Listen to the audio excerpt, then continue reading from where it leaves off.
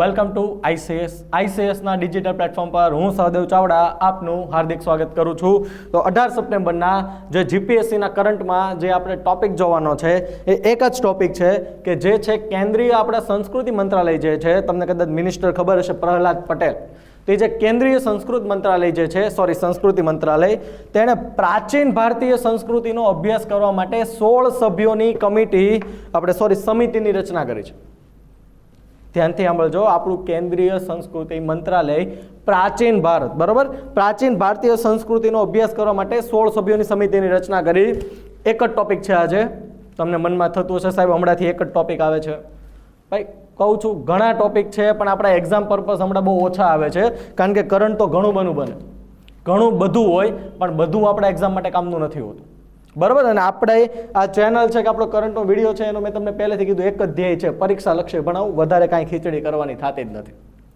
તો ભાઈ એક કેન્દ્રીય સંસ્કૃતિ મંત્રાલય છે ટોપિક ઉપર જઈએ તો ભાઈ કેમ અચાનક ભાઈ એને એમ થયું કે ભાઈ હવે આપણે 16 સભ્યો સમિતિની રચના કરી, પ્રાચીન ભારતીય સંસ્કૃતિ આપણે કરીએ.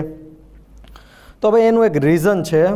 જો તમે પાછલા કરંટ અફેર્સના વિડીયો જોયા હશે તો તમને ખબર હશે.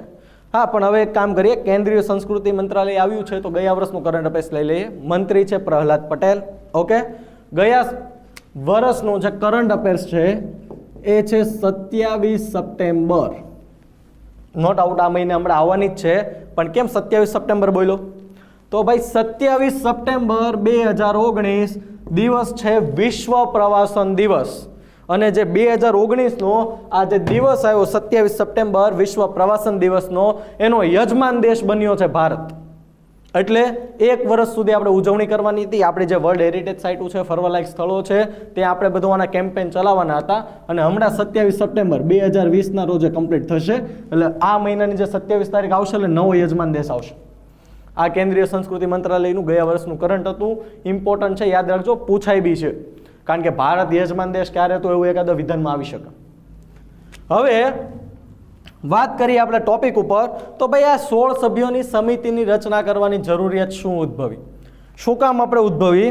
તો એનું રીઝન છે, તો પહેલાં તો તમને કમિટીમાં કહી દઉં તો જે 16 સભ્યોનો જે સમાવેશ તો કર્યો છે પણ એ ભારતીય સંસ્કૃતિના આ જે 16 સભ્યો છે એ કેવા હશે? ભારતીય સંસ્કૃતિના મૂળ અને વિકાસ અંગેના અભ્યાસના નિષ્ણાંત હશે. જે ભારતીય સંસ્કૃતિના મૂળથી લઈને એનો કઈ રીતના વિકાસ થયો તેના અભ્યાસના એકદમ નિષ્ણાંત વ્યક્તિ હશે. અને આ નિષ્ણાંત વ્યક્તિમાં પણ એક વ્યક્તિ તો બહુ જ સારા છે અને બહુ જ નિષ્ણાંત કહી શકું. તમને કહું તો ભારતીય પુરાતત્વીય સોસાયટીના અધ્યક્ષ, ભારતીય પુરાતત્વ સોસાયટીના અધ્યક્ષ KN દીક્ષિતનો પણ સમાવેશ આમાં થઈ ગયો છે. કદાચ તમને ખબર ન હોય તો KN દીક્ષિત સર્ચ મારજો. એ વ્યક્તિ હિસ્ટ્રી સાથે કેટલા જોડાયેલા છે, એની થિયરી તમે જુઓ તો બી તમને આઈડિયા આવી જશે, બરાબર, હિસ્ટ્રી રિલેટેડ ઘણો બધો. હવે જે 16 સભ્યોની જે સમિતિ છે જે આપણે રચના કરવાની છે પ્રહલાદ પટેલ દ્વારા, તો એમને કંઈક ગોલ તો આપ્યો હશે. કોઈ પણ સમિતિનો કંઈક ગોલ હશે. જેમ કે ગોલની જો તમને વાત કરું તો 12,000 વર્ષથી લઈને આજ સુધી 12,000 વર્ષ, એટલે વિચાર કરો 2020 આ ચાલે છે એટલે ઈસવીસન પૂર્વે કેટલું થયું? 10,000 વર્ષ. અને તમે અવારનવાર સાંભળતા છો, મેં બી આ કરંટના વિડીયોમાં ઘણી વાર બોલેલું છે કે ભારત દેશ વિશે શું કહેવાય? તો ભાઈ છેલ્લા 10,000 વર્ષથી ભારત દેશે બીજા કોઈ દેશ પર આપણે હુમલો નથી કર્યો. આપણે હંમેશા જે હુમલો જે થયો છે એનો આપણે સામે આપણે એનો પ્રતિકાર કર્યો છે. આ ભારત દેશની ખાસિયત છે. અને ભારત દેશમાં માનો કે ન માનો, ભારત દેશ આપણો હાલની તારીખમાં જે વિશ્વની સૌથી જૂની સંસ્કૃતિ જે છે એની જે એકમાત્ર જીવતી સંસ્કૃતિ આપણે જ કહી શકું. તમને એમ થશે, અમુક લોકોને એમ થતું હશે કે ભાઈ મહાભારત છે, રામાયણ છે, સાહેબ એ બધી કાલ્પનિક છે, વાર્તા છે. ચલો હાલો, મેં તમારી વાત માની લીધી, કાલ્પનિક વાર્તા છે. ચલો તો તમે મને એમ કહો કે દુનિયાના સૌથી મોટામાં મોટી જેણે આપણે સ્ટોરી લખી હોય, નવલકથા લખી હોય, મહાનવલકથા લખી હોય, આપણે તમને ચલો ને તમને કદાચ આપને ખબર હોય શું હોય, હેરી પોટર જે છે તો એ બી 6 થી 7 ભાગમાં પૂરું થઈ ગયું. વિચાર કરો, કદાચ તમે દુનિયાની ગમે એટલી મોટી નવલકથા લઈ લો, આપણા મહાભારતના 1,00,000 શ્લોકની સામે તો ન જ આવે ને ભાઈ. 1,00,000 શ્લોક હોય ને એ કોઈ દી કલ્પના ન હોય, એ એને જોયું હોય તો 1,00,000 શ્લોક મગજમાંથી નીકળે. તમે ને મેં આજે તમે વિચાર કરો કે આપણે એમ સમજો કે એક મૂવીનું ઉદાહરણ આપું, એક થા ટાઈગર. તમે મૂવી જોયું છે તો તમે કોઈ પણ આમ એકદમ આમ કન્ટિન્યુ તમે કહી શકો ને ભાઈ અહીંયા આમ થઈને સલમાન ખાન આમ કરે ને આમ કરે, તો એ બધી વસ્તુ સાચી છે ને પુરાવા બી ભાઈ મળેલા છે. વિચાર કરો, કારણ કે નાસાએ બી જે આપણો ભારતનો જે નકશો જે છે અહીંયા શ્રીલંકા છે, તો આ જે રામ સેતુ કહે ને નાસાવાળાએ બી સાબિત કરી દીધું કે ત્યાં હતો અને 200-300 વર્ષ પહેલાં એ હજી જમીનમાં નીચે ગયો. અને રામ સેતુ આમ જોવા જાવ તો એ થિયરી તો એવી જ છે કે માનવ નિર્મિત છે ને સાચો બી છે. તો 12,000 વર્ષથી લઈને આજ સુધી, થોડાક સમય પહેલાનું કરંટ અફેર્સ તમને યાદ હશે કે ઈસવીસન પૂર્વે 2000ના યુપીના સાદિકપુર સિનોલી ખાતેથી આપને યુદ્ધના અવશેષો મળ્યા છે. વિચાર કરો, તલવાર છે, ઢાલ છે, રથ છે, બધું મળ્યું. દુનિયા તારે હલી ગઈ હતી, કારણ કે આપણને બધા શું કહે સાધુ બાવાઓનો દેશ છે, અને એ સાધુ બાવાના દેશમાં ઈસવીસન પૂર્વે 2000ના વિચાર કરો યુદ્ધના અવશેષો, રથ બધ બધું આપણે અહીંયા તો ઈસવીસન પૂર્વે 2000માં અત્યારે જે લોકોને બધાને ઘેલછા છે ને અમેરિકા છે કે યુરોપ જવું, એ લોકોને કપડાં પહેરતાય ન આવડતું. ત્યારના આપણે આવા બધા હથિયારોને એટલી સારી આપણે સંસ્કૃતિને આપણે એટલી સારી તક્ષશિલા છે, નાલંદા વિદ્યાપીઠ આપણે બનાવીને બેસી ગયા હતા. હા, એમ મનમાં નહીં રહેતા ઈસવીસન પૂર્વે 2000 એવું નથી કહેતો, પણ આપણો સમયગાળો જો જ્યારે વિશ્વ હજી વિકસવાની તૈયારી કરતું હતું ને ત્યારે આપણે વિકસીને યુનિવર્સિટી બનાવીને બેસી ગયા હતા. નાલંદા વિદ્યાપીઠમાં તો એવું કહેવાય કે જે તે સમયે 10,000 વિદ્યાર્થીને ભણતા હતા આખા દેશ વિદેશના. અત્યારે કેમ આપણે યુપીએસસી જીપીએસસી પાસ કરવી હોય તો પ્રિલિમ દેવી પડે, પછી મેન્સનો, પછી તમને પોસ્ટ મળે. તો એમાં બી તમારે જો એમાં નાલંદા યુનિવર્સિટીમાં ભણવા જવું હોય તો એન્ટ્રન્સ ટેસ્ટ લેવાતી. વિચાર કરો, આ ભારત દેશ છે ને એની હવે પ્રાચીન સંસ્કૃતિ આપણે શોધીને કાઢવાની છે. શું કામ? કોઈ સરકારનું નામ નથી લેવું, પણ અત્યાર સુધી આપણે ભણ્યા હું હુમાયુ, અકબર, જહાંગીર, બસ એવું જ ભણ્યા. આપણે આપણી સંસ્કૃતિ વિશે તો હાવ અજાણ જ હતા, જે આપને ખબર હોવું જોઈએ. કોઈ ધર્મ રિલેટેડ હું વાત નથી કરતો. હું ખાલી એટલું જ કહેવા માંગુ છું, જેટલું આપણે મુગલ વંશને જેટલી મહત્વ મળ્યું તો એટલું બીજી આપણી પ્રાચીન સંસ્કૃતિ એમાં બી મહત્વ મળવું જોઈએ. કોઈનો વિરોધ નથી કરતો, બરાબર? કોઈને મગજમાં નહીં લઈ લો ને સાહેબ તો ભાઈ મુગલોના વિરોધી નહીં. હું એટલું જ કહેવા માંગુ, ઇતિહાસમાં એને જેટલું મહત્વ મળ્યું છે એટલું જ મહત્વ આપણી પ્રાચીન સંસ્કૃતિને પણ મળવું જોઈએ, કારણ કે એ બી આપણી ભારતની જ સંસ્કૃતિ છે ને. મુગલો આપણા ભારતના હતા, ભલે બહારથી આવ્યા પણ આવીને ભારતમાં આપણી યારે સાકળની જેમ ભળી ગયા. હાલો, એના વંશજો હજી છે કે અથવા એના લીધે જે આગળની પેઢી હોય તે. તો એવી રીતના એ બી આપણી સંસ્કૃતિ આપણામાં ભળેલી જ છે, આપને ખબર હોવી જ જોઈએ. તો એ જે 12,000 વર્ષની જો હું તમને વાત કરું તો કેમ 12,000 વર્ષ જ કીધું? આ બી આપણે એઝ અ જીપીએસસીના સ્ટુડન્ટ તરીકે તમને થવો જોઈએ સવાલ, કેમ 12,000 જ કીધું? કેમ 1.5 લાખ વર્ષ ન કીધું? કેમ 5 લાખ વર્ષ ન કીધું? 12,000 વર્ષ જ શું કામ? તો ભાઈ 12,000 આંકડો કહેવાનો મતલબ એ છે કે 12,000 વર્ષ સમયની આપણને માનવીના, આપણે એની કોઈ પણ ભીતિ ચિત્રકળા છે કે માનવીના પુરાવા આપણને મળેલા છે. ભારત દેશની વાત કરું છું, બરાબર? ભારતમાં આપણે જે જૂનામાં જૂનું મળ્યું છે 12,000 વર્ષ જૂના ભીતિ ચિત્રો મળેલા છે. ભીતિ ચિત્રો એટલે ભીત ઉપર કરેલા ચિત્રો, આગળ વાત કરીશું. હવે જે 12,000 વર્ષનો જે હું તમને સમયગાળો કહું તો એ 12,000 વર્ષનો સમયગાળો આપણે શું કહી શકીએ? પૃથ્વી પરનો જે છેલ્લો હિમયુગ હતો એ પૂરો થયો ને પછી આ સમયગાળો આપણે શરૂ થયો, અને એ સમયગાળામાં શું કહેવાય? આજના આધુનિક માનવી અથવા હોમો સેપિયન્સ પ્રજાતિ હતી. છેલ્લો હિમયુગ પૂરો થયો ત્યારે. અને પૃથ્વીનો જો ઇતિહાસ તમે બહુ ડિટેલમાં વાંચ્યો હશે તો એક વસ્તુ હશે કે જ્યારે પૃથ્વી પર પછી હાવ વિનાશ જ થવાનો હોય ને, આખી પૃથ્વીનો વિનાશ થઈ જાય પછી પૃથ્વી પર હિમયુગ શરૂ થાય. હિમયુગ ચાલે 40,000 50,000 વર્ષ ચાલે ને પછી ફરીથી નવા જીવનની શરૂઆત થાય. હિમયુગનું શ્રેષ્ઠ એક્ઝામ્પલ તમને જોવું હોય, છેલ્લો જે આ હિમયુગ તમને કહું એ પૂરો થતો તેનું શ્રેષ્ઠ એક્ઝામ્પલ જોવું હોય તો તમે હોલિવૂડનું એનિમેશન મૂવી તમે જોયું હોય તો આઈસ એજ, એમાં જે છેલ્લો હિમયુગ પૂરો થાય છે ને એક સ્ટોરી છે, એનિમેશન કોમેડી છે, પણ એક કન્સેપ્ટ તમને ક્લિયર થશે. આઈસ એજ મૂવી આખું એની ઉપર જ છે. એક એનો 3જો કે 4થો ભાગ છે, મને આઈડિયા નહીં, પણ મેં જોયું છે. આગળ જોયું. હવે એ જે 12,000 વર્ષનો ભાઈ જે ગેપ જે છે એ 12,000 વર્ષમાં હિમયુગ પૂરો થયો એટલે ગરમ અને શુષ્ક વાતાવરણ શરૂ થયું, એટલે નવી નવી પ્રજાતિઓ વિકસી. એમાં આપણું હોમો સેપિયન્સ આવ્યા. અને હોમો સેપિયન્સ જે છે એ આપને ખબર કેમ પડી? તો ભારતમાં ભીમબેટકાની ગુફાઓ છે. વર્તમાનનું તમને કહું તો મધ્યપ્રદેશમાં ભીમબેટકાની ગુફાઓ આવેલી છે. હવે ભીમબેટકા ગુફાની તમને વાત કરું તો તમને ખબર હશે શું? ત્યાંથી આપણને અત્યાર સુધીના ભારતના સૌથી પ્રાચીન ભીતિ ચિત્રો મળેલા છે. એવું કહેવાય કે ચિત્રકલાની શરૂઆત જ ત્યાંથી થઈ છે. ત્યાં ભીત પર છે ને, કદાચ તમે જો નેટ ઉપર જોયું હોય તો આમ ભીત હોય, આમાં માણસો દોરેલા હોય, આમ આવી રીતના માણસો હોય, બરાબર? અહીંયા આમ કંઈક પાડો દોર્યો હોય. આમ ચિત્ર તો મારું સારું નથી, આ તો ખાલી આમ બરાબર આમ આવી રીતના દોરેલા હોય.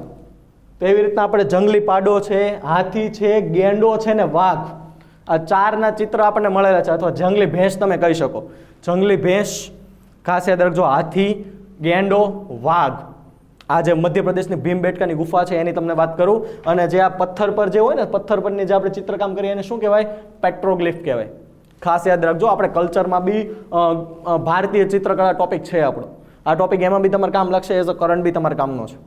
તો પેટ્રોગ્લિફ જે કળા જે છે એમાં આવા પ્રાણીઓ હતા, માણસો હતા.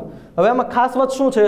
આ જે પ્રાણીઓ હતા ને, પ્રાણીઓ એ સફેદ કલર હોય, ગેરુવા કલર હોય, લાલ કલર હોય, લીલો કલર હોય, એવા કલરમાં પશુઓને બનાવવામાં આવતા. પછી જે માણસો જે છે એને શું કહેવાય? શિકારી. આના હાથમાં આપણે આમ ભાલો દોરી દો તો આ શિકારી કમ્પલસરી લાલ રંગના હતા. અને એક બીજું નર્તકી આવતી, એ લોકોના ચિત્રમાં નર્તકી બી છે.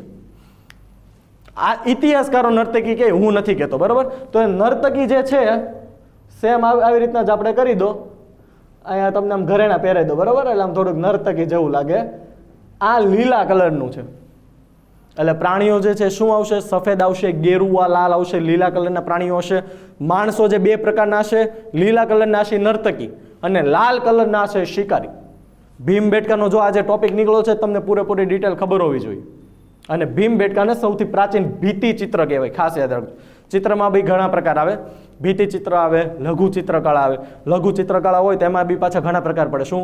પાલી ચિત્રકળા, અભ્રંશ, મુગલ, પહાડી, રાજપૂત, દક્ષિણી. બરાબર? કલ્ચર વાંચવાનું છે, જીપીએસસીમાં આપણે કામનું છે.